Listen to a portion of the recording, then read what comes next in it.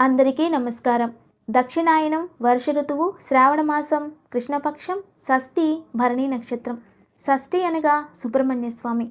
సుబ్రహ్మణ్యస్వామి ఆరోగ్యకారకుడు మరియు దేవతలందరికీ సైన్యాధిపతి అని కూడా అంటారు. ఆత్మ ఉండాలి అంటే దేహం ఉండాలి. ఆత్మ అంటే దైవం. అయితే శరీరాన్ని రక్షించే శక్తి రోగ నిరోధకతకి ఉంటుంది. ఇది కావాలంటే సుబ్రహ్మణ్యస్వామి అనుగ్రహం కావాలి. అయితే ఈరోజు భరణి నక్షత్రం. భరణి నక్షత్రానికి అధిపతి యముడు. జన్మజాతకంలో అపమృత్యువు యమగండాలు ఉన్నట్లయితే వాటికి యముడు అధిపతి అంటారు. కుటుంబంలో అనుకోకుండా పితృదోషాల వలనో, ఎవరికో శోకాలుండడం వలనో, అనారోగ్యం వలనో, పాపం పుణ్యం వలనో కొన్నిసార్లు భయంకరమైన అనారోగ్యాలు, భయంకరమైన ఆఘాతాలు మరియు కుటుంబంలో మరణాలు సంభవిస్తూ ఉంటాయి. అటువంటి వాటి నుండి విముక్తి పొందడానికి కూడా ఈ భరణి నక్షత్రంలో నామం చాలా విశేషం. భరణి నక్షత్రం షష్ఠి కలిసి వచ్చిన రోజు మృత్యుంజయ మహామంత్రాన్ని జపిస్తే మృత్యువు నుండి బయటకు వస్తాం. అనారోగ్యం నుండి ఆరోగ్యం వైపు ప్రయాణం చేస్తాం మరియు మానసిక ప్రశాంతత ఏర్పడుతుంది. చెడు ఆలోచనలు దూరం అవుతాయి. కాబట్టి ఈరోజు మంత్రబలంలో భాగంగా అందరూ కూడా ఓం మృత్యుంజయాయ నమః, ఓం మృత్యుంజయాయ నమః, ఓం మృత్యుంజయాయ నమః అనే నామాన్ని జపించాలి. ఈ నామాన్ని జపించడం వలన ఆరోగ్యం ప్రాప్తిస్తుంది, పితృదోషాలు తొలగిపోతాయి, అపమృత్యు దోషాలు తొలగిపోతాయి మరియు సుబ్రహ్మణ్య స్వామి అనుగ్రహం ప్రాప్తిస్తుంది. జీవితంలో ఎప్పుడు కూడా మనం రెండు విషయాలకి ప్రాధాన్యత ఇస్తూ ఉంటాం. ఎప్పుడూ సంతోషంగా ఉండాలి అనే దానికి ఎక్కువ ప్రాధాన్యత ఇస్తూ ఉంటాం. ఎప్పుడూ ఆనందంగా ఉండాలి, ఏదో ఒక దానిలో నేను ముందుండాలి అని సంతోషాన్ని కోరుకుంటూ ఉంటాం. సాధారణంగా భౌతికంగా సంతోషంగా ఉండడానికే ఎక్కువ ప్రాధాన్యత ఇస్తూ ఉంటాం, కానీ అసలైన సంతోషాన్ని మర్చిపోతూ ఉంటాం. అసలైన సంతోషం అంటే దుఃఖం కలిగిన, బాధ కలిగిన వాటిని స్వీకరించడం. ఒకటి సంతోషం, రెండు బాధ. అంటే దుఃఖకరమైన సంఘటనలు, బాధలు, వీటికి కూడా మనం ఎక్కువ ప్రాధాన్యత ఇస్తూ ఉంటాం. ఎందుకు ఇలా అయింది, ఎందుకు ఇలా జరిగింది, ఏమైంది అనుకుంటూ దానిలోనే ఆలోచిస్తూ ఎక్కువగా ఉండిపోతాం. అలాగే సంతోషం వచ్చినా కూడా ఈ సంతోషమే శాశ్వతం అన్నట్లు అందులోనే ఉండిపోతాం. కానీ ఇవి రెండూ శాశ్వతం కాదు. దుఃఖమైన, సంతోషమైన, బాధ అయినా అలాగే ఉండిపోవు, వస్తూ ఉంటాయి, పోతూ ఉంటాయి. అదేవిధంగా ఎంత సంతోషమైన, ఎంత లాభదాయకమైన సమయమైనా కూడా ఏదో ఒక రోజు వెళ్ళిపోతుంది. అది కూడా శాశ్వతం కాదు. ఇది అందరూ గమనించుకోవాలి. ఒక తండ్రి నా కొడుకు కష్టపడకూడదని డబ్బులు సంపాదిస్తాడు. ఇంకొంచెం అనుకుంటూ అలా సంపాదిస్తూ కొడుకుకి ఇస్తూ ఉంటాడు. అవును కదా? అయితే ఆ డబ్బును ఎలా సంపాదిస్తున్నారు అనేది కూడా చాలా ముఖ్యం. మీరు మంచి మార్గంలో, మంచి ఉద్దేశంలో సంపాదిస్తున్నారా అని ఆలోచించుకోవాలి. మీరు కష్టపడి సంపాదించినవైతే అది ఖచ్చితంగా మీ పిల్లలకు మంచిదే అవుతుంది, మంచిగా అభివృద్ధి అవుతారు. అలా కాకుండా చెడు ఉద్దేశంతో మోసం చేసి సంపాదిస్తే అది ఖచ్చితంగా కర్మ రూపంలో పిల్లలను కూడా వెంటాడుతుందట. అంటే పాపంతో కూడిన ధనాన్ని పంచుతున్నారు అని.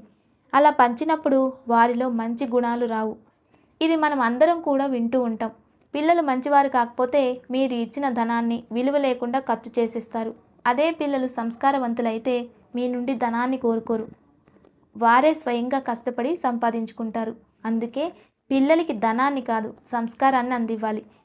దేవుళ్ళని పూజిస్తే శక్తి ఎలా వస్తుందంటే వారిలో ఉన్న శక్తి మనకి వస్తుంది. రామ అనగానే పుణ్యం వస్తుంది అంటే ఆ నామానికి అంత శక్తి ఉంది. అంటే వారు అంత పుణ్యచర్యలు ఆచరించారు.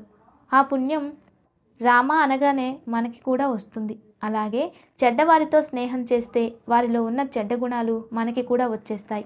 అలాగే మనలో ఉన్న పుణ్యం వారికి వెళ్ళిపోతూ ఉంటుందట. కాబట్టి మనం మంచిగా ఉండాలి. అలాగే పిల్లలకి మంచి సంస్కారాన్ని అందివ్వాలి. దానివలన వారు మంచి మార్గాన్ని ఎన్నుకొని అభివృద్ధి చెందుతారు. ఇదే ఈరోజు మంచి మాట. ఇక రేపే కృష్ణాష్టమి, శ్రీకృష్ణుని జన్మాష్టమి. చాలామందికి ఒక సందేహం ఉంది, కృష్ణాష్టమి సోమవారమా మంగళవారమా అని. అయితే మంగళవారం రోజు అష్టమి ఉపరి నవమి, సూర్యోదయానికి అష్టమి అయిపోయి నవమి వస్తుంది. అందువలన సోమవారం అష్టమి, ఆ రోజు మొత్తం అష్టమి ఉంటుంది కాబట్టి సోమవారమే అష్టమిని ఆచరించాలి అని పంచాంగ శాస్త్రం చెబుతోంది.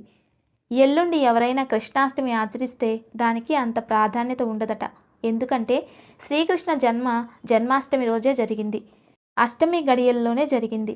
కాబట్టి అష్టమి గడియల్లోనే మనం కూడా ఆచరించాలి. ప్రకృతిలో కూడా కృష్ణునికి సంబంధించిన దైవగణాలు అష్టమిలోనే ఉత్పత్తి అవుతాయి కాబట్టి అష్టమి అనేది అతి ముఖ్యం. సనాతన ధర్మంలో జన్మదినోత్సవాన్ని తిథి అనుసారంగానే ఆచరిస్తారు. తిథి ఉన్నప్పుడే ఆయుష్ హోమం చేసిన, ఏదైనా పూజలు చేసిన, దాన ధర్మాలు చేసిన, తిథి రోజున తిథి సమయంలో చేసినట్లయితే దానికి మంచి పుణ్యం ప్రాప్తిస్తుందట. అదేవిధంగా మనం తారాబలం చంద్రబలం చూసినప్పుడు జన్మతారలో ఏదైనా పూజలు లాంటివి ఆచరించినప్పుడు వెంటనే అనారోగ్యం వస్తుందని కూడా జ్యోతిష్య శాస్త్రం చెబుతోంది.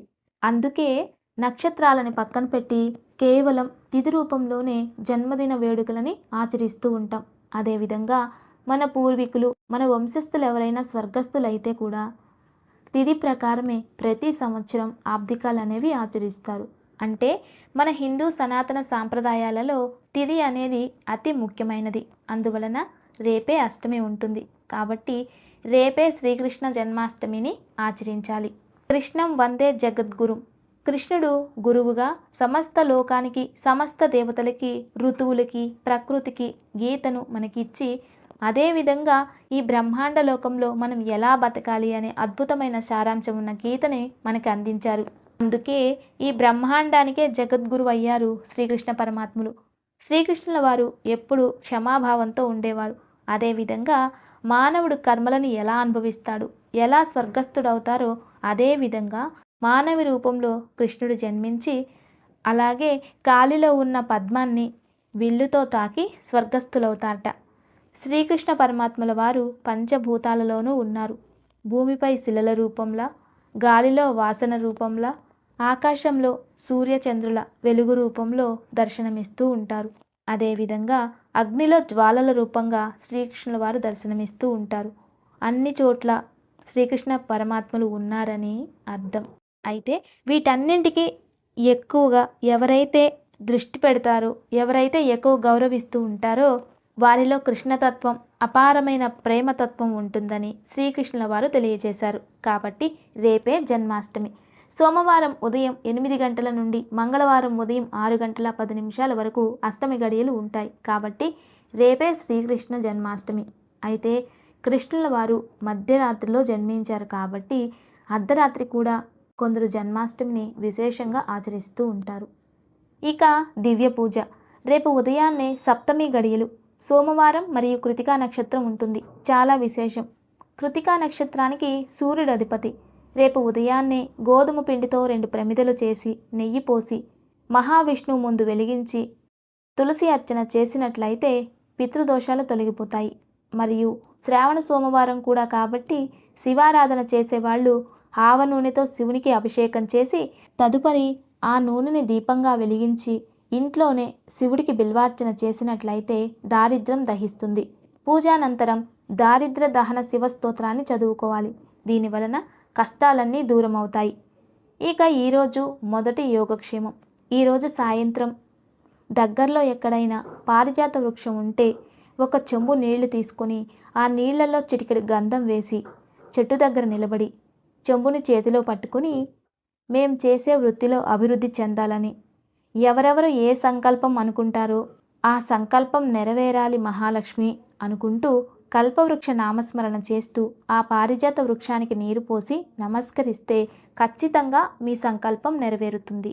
ఇక రెండవ యోగక్షేమం. సాయంత్రం సప్తమి ఉంది. సప్తమి అంటే సరస్వతీదేవి. అంతేకాక భరణి నక్షత్రం కూడా.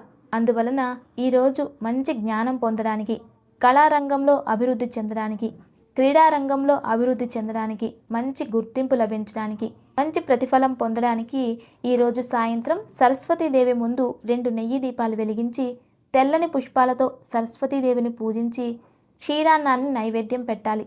అనుకూలమైతే అమ్మవారి దగ్గర స్ఫటికమాలను పెట్టి పూజించి దాన్ని మెడలో వేసుకుంటే కోపం తగ్గి ప్రశాంతత ఏర్పడుతుంది. ఇక మూడవ యోగక్షేమం. వ్యాపారస్తులకి వ్యాపారంలో అభివృద్ధి చెందడానికి ఈరోజు సాయంత్రం చిన్న కంచంలో నీరు పోసి అందులో కొంచెం గంధం కలిపి పసుపు రంగు పుష్పాలు అందులో వేసి వాటి మధ్యలో 2 ప్రమిదలు పెట్టి నెయ్యి పోసి దీపం వెలిగించి లక్ష్మీదేవి లేదా లక్ష్మీనారాయణల ముందు లేదా కుబేరుల ముందు పెట్టి కనకదార స్తోత్రాన్ని చదివి లక్ష్మీ కుబేర మంత్రాన్ని కానీ లేదా కుబేర శ్లోకాన్ని కానీ జపించాలి. తదుపరి ఆ పసుపు రంగు పుష్పాలతో ఆ నీటిని తలపై ప్రోక్షణ చేసుకోవాలి. ఇలా చేయడం వలన గృహమాలిక యోగం ఉంది కాబట్టి పూర్వార్జిత పుణ్యఫలం ప్రాప్తించాలన్నా, ఆ పుణ్యంతో ధనవంతులు అవ్వాలన్నా, కష్టానికి తగిన ప్రతిఫలం రావాలన్నా ఖచ్చితంగా ప్రాప్తిస్తుంది. నమస్తే. Thanks for watching.